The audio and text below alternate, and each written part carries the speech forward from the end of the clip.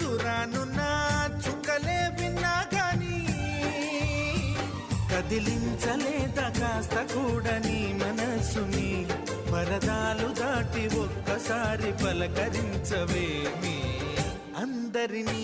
ఇలా వెంటపడి అడగాల